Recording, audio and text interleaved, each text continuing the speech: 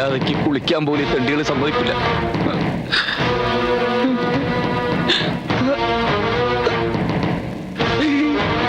നീയൊക്കെ പാലത്തുറക്കാരെ പറ്റി കഥ എഴുതും അല്ലേടാ? രണ്ടിന്റെ നാവ് ഞങ്ങൾ അറിയും. ഇവിടുത്തെ ചെറ്റത്തരങ്ങൾ എന്തൊക്കെയാണെന്ന് നിന്നെയൊക്കെ ഞങ്ങൾ നേരിട്ട് കാണിച്ചു തരാം. മാസ്റ്റർ.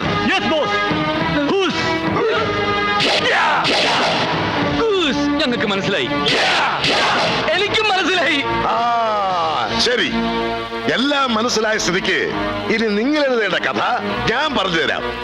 മാടശ്ശേരി തമ്പി അഥവാ പരമനാറി. അവൻ എന്റെ കുടുംബത്തെ ചതിച്ചതും നാടായ നാട് മുഴുവൻ ഉണ്ണികളെ സൃഷ്ടിച്ച കഥയൊക്കെ ഞാൻ പറഞ്ഞുതരാം. അവരിവിടെ പകരം ചോദിക്കാൻ വരുമ്പോ ഈ കഥ കേട്ട് നാട്ടുകാർ അവനെ ചുട്ടുകരിക്കണം. എന്താ അങ്ങനെ പറഞ്ഞാ അവര് ഞങ്ങളെ തല്ലും. ഈ കഥ പറഞ്ഞില്ലെങ്കിൽ നിങ്ങളെ ഞാൻ കൊല്ലും. ഏതാ വേണ്ടതെന്ന് വെച്ചാ തീരുമാനിച്ചോ. നീ ആരുടെ കയ്യിൽ നിന്ന് മരിക്കാൻ പോണേ? അയ്യോ, ഈ നമ്മുടെ പോകട്ടെ പോകൂ.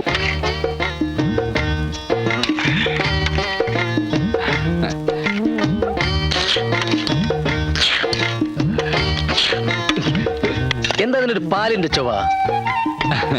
ഇന്നേ വരെ പാൽക്കഞ്ഞി കണ്ടിട്ട് പോലുമില്ല. ദാരിദ്ര്യവാസിയാ. കുറച്ചുകൂടെ ഒഴിക്കട്ടെ? എനിക്ക് മതി. ദാ ആ കുട്ടിയെ കണ്ടുപിടിക്ക്. ഇപ്പൊ തന്നെ 3 എണ്ണം കഞ്ഞി കുടിച്ചു കഴിഞ്ഞു. അമ്മായി, ഈ പാൽക്കഞ്ഞി കുടിച്ച വെളുക്കോ?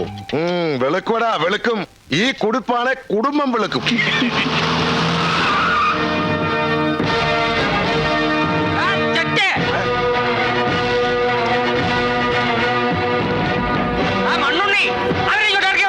ഇറക്കി വിടാ, മനസ്സിലടാ മാക്രി.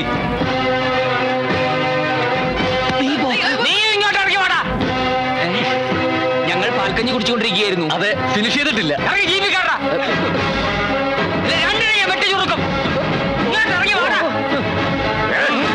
ഈ പടി ഇറങ്ങിയ രണ്ടിനെ ചുട്ടുകളെ കാണാവില്ല. ആർക്കാ ഇവിടെ കയ്യൂക്കം? ഇങ്ങോട്ട് ഇറങ്ങണ രണ്ടും.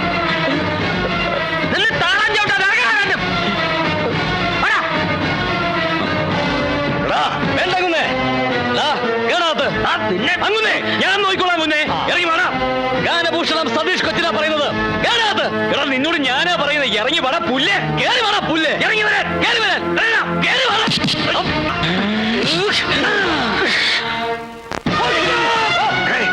മാസ്റ്ററെ പറ്റിച്ചു. പിടിയോമാരെ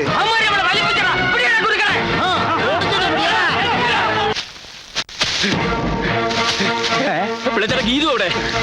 നിങ്ങൾ ഇതുവരെ എവിടെയായിരുന്നു? ഞാൻ നിങ്ങളെ എവിടെയൊക്കെ തപ്പി. ഞങ്ങള് തടി തപ്പി വന്നതല്ലേ. നിങ്ങൾക്ക് എന്തിനാ തടി? വടക്കേപ്പുറത്തൊരു നല്ല തടി കിടപ്പുണ്ട്. മാഞ്ചിയം. അത് പറ്റുമോ നോക്കുക. മാഞ്ചിയത്തെ പറ്റി ആടിനെ പറ്റി എന്തെങ്കിലും പറഞ്ഞാൽ നിന്നെ കഴുത്തിയാൻ പറ്റും. സ്റ്റേജ് കെട്ടാനാണെങ്കിൽ നല്ല മുള്ളുള്ള മുരുക്കിന്റെ തടി ഉണ്ടല്ലോ, അതുപോലെ. മുരുക്ക് ആ തടിയല്ല. ഞങ്ങളുടെ തടി അപകടത്തിലാന്നാ പറഞ്ഞു. വേഗം പറ. ഗീതു അവിടെ. ഗീതു മോൾ അകത്തുണ്ട്. ഗീതു, ഗീതു, ഗീതു, ഗീതു, ഗീതു. ഗീതുവിന്റെ ബന്ധുക്കൾ ഞങ്ങൾ ഉണ്ടല്ലോ. വേൾഡ് കപ്പിൽ ഫുട്ബോൾ തട്ടുമ്പോൾ തട്ടി കളിച്ചത്. ഒരു വിധത്തിൽ അവിടെ രക്ഷപ്പെട്ടു വന്നത്. നിങ്ങൾ എന്തിനാ ആവശ്യമില്ലാത്ത കാര്യങ്ങളൊക്കെ ഇടപെടാൻ പോകുന്നത്? ആവശ്യമില്ലാത്തടത്തൊക്കെ പോകാൻ പോയത്? ആവശ്യമില്ലാത്തടത്തോ? ഗീതുവിന്റെ ബന്ധുക്കൾ എന്ന് പറയുമ്പോ ഇപ്പൊ എന്റെയും കൂടി ബന്ധുക്കളല്ലേ? അതെ. ഗീതു എത്രയും പെട്ടെന്ന് ഈ വിവരം ബന്ധുക്കളെ അറിയിക്കണം. എന്നാലേ എനിക്കിനി ഇവിടെ നിൽക്കാൻ പറ്റൂ. ഏത് വിവരം? നമ്മൾ തമ്മിൽ പ്രേമത്തിലാണെന്നുള്ള വിവരം. ഇനി അതെന്തിനാ മറച്ചു വെക്കുന്നത്? എന്താ പറഞ്ഞത്? നമ്മൾ തമ്മിൽ പ്രേമോ? അതെ. ഈ വിവരം ഒന്നും ഇനിയിപ്പോ ബന്ധുക്കളെ ആരെ അറിയിക്കാൻ നിൽക്കണ്ട. ഗീതുവിന്റെ ബന്ധുക്കളൊക്കെ വെറും ചെറ്റകളാ. അതുകൊണ്ട് ആദ്യം നമുക്ക് കല്യാണം നടത്താം. എന്തേ? നിങ്ങൾക്ക് എന്താ തലയ്ക്ക് നല്ല സുഖമല്ലേ? ദേ, ഇവര് നിങ്ങളെ തല്ലു ഒളിക്കാൻ വേണ്ടി തന്നെ ഇങ്ങോട്ട് കൂട്ടിക്കൊണ്ട് വന്നത്. നിങ്ങളെ കൊണ്ടുള്ള ശല്യം സഹിക്കാൻ വയ്യാഞ്ഞിട്ട്. അല്ലാതെ ഇവിടെ ആർക്കും പ്രേമവും കുന്തവും ഒന്നുമില്ല. മനസ്സിലായോ? ഗീതു എന്തായി പറയുന്നത്? ഞാൻ ഗീതുവിന്റെ അച്ഛമ്മയുടെയും ചെറിയമ്മയുടെയും അനുഗ്രഹവും അനുവാദവും ഒക്കെ വാങ്ങി പാൽക്കഞ്ഞിയൊക്കെ കുടിച്ച് കല്യാണത്തിന് തയ്യാറായി നിൽക്കുക. ഈ സമയത്ത് ദുഷ്യന്തൻ ശകുന്തളോട് പറഞ്ഞ പോലെ എന്നോട് പറയരുത്. തമാശ കളിക്കരുത്. അവസാന നിമിഷം ഗീതു കാലം വരാനുണ്ടല്ലോ, ഈ മണ്ണിൽ 2 ശവങ്ങൾ വീഴും. ഞങ്ങൾ രണ്ടുപേരുടെ. ഞാൻ പറയാനുള്ളത് പറഞ്ഞു കഴിഞ്ഞു. മര്യാദയ്ക്ക് ഇവിടുന്ന് പോകുന്നതാ നല്ലത്. ഇനി ഇവിടെ നിന്നാ എന്താ ഉണ്ടാവാന്ന് രണ്ടാൾക്കും നല്ലോണം അറിയാലോ. അപ്പൊ നീ എന്നോട് നുണ പറഞ്ഞതല്ലേ? ഇനി ഒരു നിമിഷം ഇവിടെ നിൽക്കാൻ പാടില്ല. ഓടിക്കോ. ജീവനും കൊണ്ട് എങ്ങോട്ടെങ്കിലും ഓടി രക്ഷപ്പെട്ടോ. ഓടാ. നീയൊക്കെ ഞങ്ങളെ കൊലക്കി കൊടുക്കാൻ കൂടുന്നതാണല്ലേ? നീയൊക്കെ ഉണ്ടല്ലോ. നീയൊക്കെ ഹോസ്റ്റലിലേക്ക് വാടി, ശരിയാക്കി തരാൻ ഞാൻ. അതിന് നീയൊക്കെ ഇവിടുന്ന് പോയിട്ട് വേണ്ടേ? അയ്യോ, കളിയാക്കല്ലേ.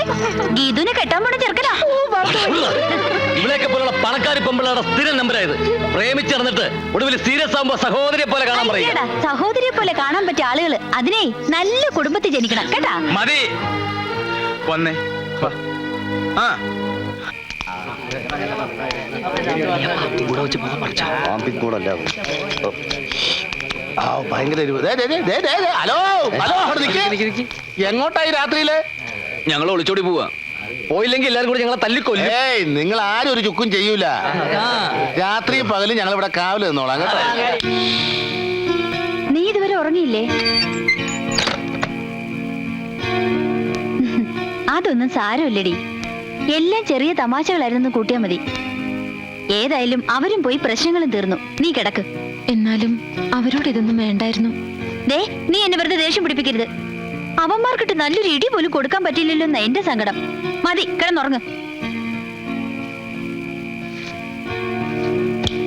മാടശ്ശേരി തമ്പിയുടെ കഥ ഞങ്ങൾക്ക് കേൾക്കണം. തമ്പിയെ ചതിച്ചതാരാന്ന് ഞങ്ങൾക്ക് അറിയണം. ആ കഥ പറയാതെ നിങ്ങൾ ഈ നാട്ടിൽ ശ്രദ്ധിക്കില്ല. അയ്യോ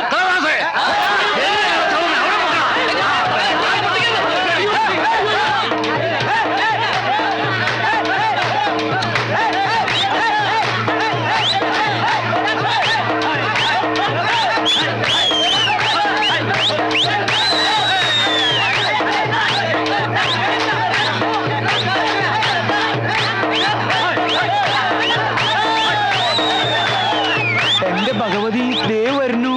അവര് തമ്മിൽ കല്യാണം കഴിച്ചു തോന്നണേ.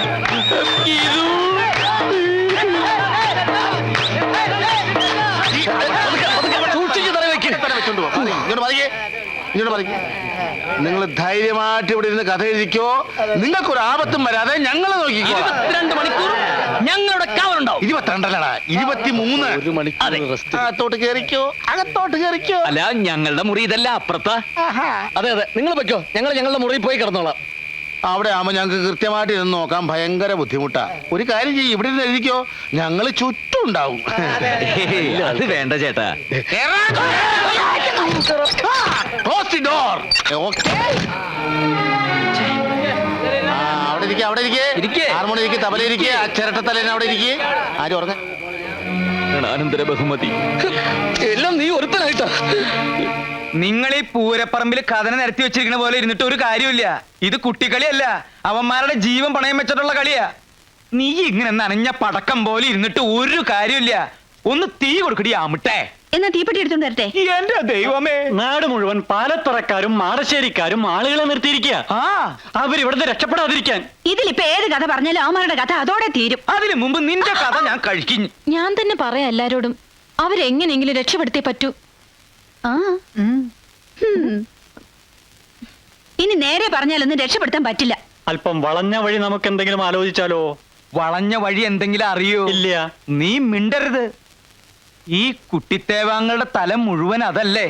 എന്തെങ്കിലും ഒന്ന് ആലോചിച്ച് പറഞ്ഞേ, അവരെങ്ങനെയെങ്കിലും ഒന്ന് രക്ഷപ്പെടട്ടെ. എന്റെ ദൈവമേ, ആലുവ ശിവരാത്രിക്ക് പോലെ ആരും ഇങ്ങനെ ഉറക്കൊഴിച്ച് കാണൂല. ഞാൻ ഒഴിച്ചിട്ടുണ്ട്. നീ ഒഴിച്ചിട്ടുണ്ട് മൂത്രം. ആരാത്? ആ കഥാപ്രസംഗക്കാരവിടെ? അത് ചോദിക്കാൻ നീ ആരടാ? നിന്റെ തന്ത. ധൈര്യം ഉണ്ടെങ്കിൽ ഇറങ്ങി വേണേ രപ്പേ.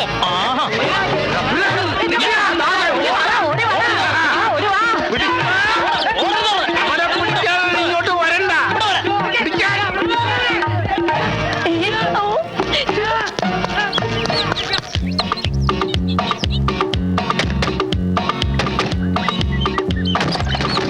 കഥ ഓർന്നു, ആരുമില്ല, ഓടിക്കോ.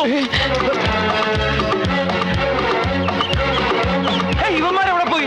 നിക്കണോ? വേഗം വാ. വീണ്ടും ഇതിനകത്ത് തന്നെ വന്നു വിട്ടാ. എന്താ ഒക്കെ റെഡി? ഒക്കെ റെഡി. രണ്ടാളും ചാക്കിലേക്ക് കയറിക്കോ. നല്ല രസാ. ഒക്കെ ഈ പെൺകുട്ടികളുടെ ബുദ്ധിയാണ്. മനസ്സിലായിടി, ചാക്കി കെട്ടി പുഴയെത്താത്താനുള്ള പരിപാടിയാണല്ലേ. നിന്റെയൊക്കെ തന്തമാരെ പിടിച്ച് കേട്ടടി ചാക്കിനകത്ത്.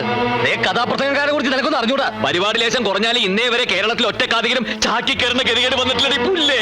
എടാ, നിന്നെയൊക്കെ രക്ഷപ്പെടുത്താൻ ഇതല്ലാതെ വേറൊരു മാർഗ്ഗമില്ലടാ പുല്ലേ. പിള്ളച്ചേട്ടാ, ഇവളുമാരെ ഒന്നിനെ വിശ്വസിക്കരുത്. ഒക്കെ ചതിയത്തികളാ. അതെ, ഒന്നിനെ.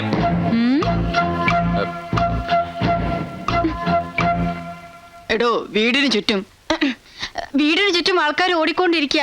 രക്ഷപ്പെടണമെങ്കിൽ വേഗം ഇതിനകത്ത് കയറിക്കോ. മക്കളെ, ഒരു മംഗളകാര്യത്തിനല്ലേ നിങ്ങളോട് ചാക്കി കയറാൻ പറയണത്? മംഗളകാര്യത്തിനായാലും മനോരമ കാര്യത്തിനായാലും ചാക്കി കയറാൻ പറ്റില്ല. പറ്റില്ല. ചാക്കി കയറാ. ചാക്കി കയറാ, ചാക്കി കയറാ. ചാക്കവിടെ ആ ചേട്ടൻ തന്നെ മുളക് ചാക്ക. ചാക്കൊക്കെ നിനക്കൊരു മീശയുടെ കുറവ് പണ്ടേ ഉണ്ടായിരുന്നു. എന്നാ പിന്നെ ഒരു താടിയും കൂടി അവിടെ വെക്കാനില്ല. അത്ര സ്ഥലത്ത് വൃത്തിയോട് മാറിക്കിട്ടേ ശവപ്പെട്ടി മൂടറി. ഇതിനകത്ത് ഓക്സിജൻ കിട്ടുന്നില്ല. തുറന്നിരിക്കട്ടെ, സ്വന്തം മരണമെങ്കിലും നേരിട്ട് കാണാൻ പറ്റുമല്ലോ. Hello sir. എന്താടി ചാക്കിനകത്ത് പോലും ഒരു സ്വസ്ഥത തരില്ലല്ലേ? ഇതാ എന്താ റോസ്, അറിയില്ലേ? അറിയാം. ഇതിനകത്ത് ഇട്ടിരിക്കുന്നത് എന്താണെന്നാണ് ചോദിച്ചത്. മുളക് പൊടിയോ അതോ ഉറുമ്പ് പൊടിയോ? ഏയ് ഒന്നുമില്ല. ഇതിലേ ശരിക്കും സ്നേഹത്തിന്റെ ഗന്ധമുണ്ട്. ദേ ഗീതു തന്നാ.